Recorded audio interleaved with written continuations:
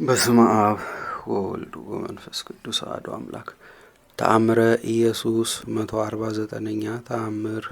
በ40ኛው ዕለት ሕፃኑ ኢየሱስን ወደ ቤተ መቅደስ ይዘውት እንደገቡ ይቅርታው ቸርነቱ ለዘላለሙ በእውነት ለሁላችን ይደረግልንና ጌታችን አምላካችን መድኃኒታችን ኢየሱስ ክርስቶስ ያደረገው ተአምር ይህ ነው። በሥጋ ከተወለደ 40 ቀን ከሆነው በኋላ እናቱ ድንግል ማርያምና አናጢው ዮሴፍ እንደ ሙሴ ሕግ በእግዚአብሔር ፊት ያቀርቡት ዘንድ ወደ ኢየሩሳሌም ወጡና ሕፃኑ ኢየሱስን ከቤተ መቅደስ ይዘውት ገቡ። ይህንንም ያደረጉት በእግዚአብሔር ሕግ ወንድ የሆነ የበኩር ልጅ ሁሉ ለእግዚአብሔር ተሰጥቶ የተቀደሰ ይሆናል የሚል ትእዛዝ ተጽፎ ነበርና ነው። እንዲሁም በእግዚአብሔር ሕግ 2 ዋኖሶች ወይም 2 የርግብ ግልገሎች ለመሥዋዕት ማቅረብ ግዴታ አለ የሚል ትእዛዝ አለና። በዚያን ጊዜም በኢየሩሳሌም ፈጽሞ ያረጀ ስምዖን የሚባል አንድ ሰው ነበረ።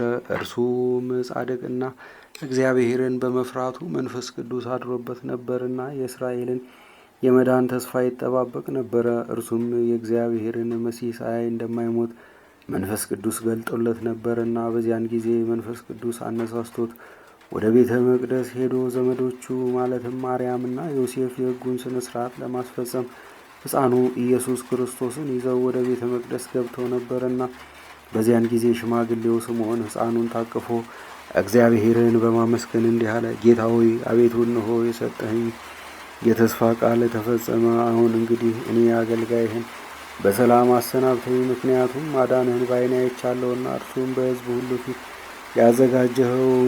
ያዘጋጀኸው ነው። እርሱም ለአረማውያን እውነትን የሚገልጽ ብርሃን ይሆናል። ለሕዝብህም ለእስራኤል ክብር ነው። ዮሴፍና እናቱ ማርያምም ስለ ሕፃኑ በተነገረው ነገር ሁሉ ያደንቁ ነበረ። ይልቁንም የሕፃኑ ኢየሱስን እናት ማርያምን እንዲህ አላት። እነሆ ይህ ሕፃን በእስራኤል መካከል ለብዙዎቹ የመጥፋት ምክንያት፣ ለብዙዎችም የመዳን ምልክት ይሆናል። ለመከራከርም መነሻ ይሆናል።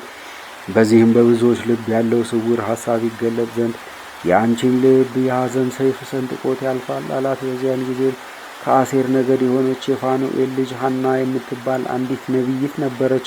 በዕድሜዋም በጣም የገፋች ስለነበረች ከባሏ ጋር 7 ዓመት ከተቀመጠች በኋላ ባሏ ሞተባት። ከዚህም በኋላ ዕድሜዋ 84 እስኪሆን ድረስ ከቤተ መቅደስ ሳትለይ በጾምና በጸሎት ቀንና ሌሊት ታገለግል ነበር።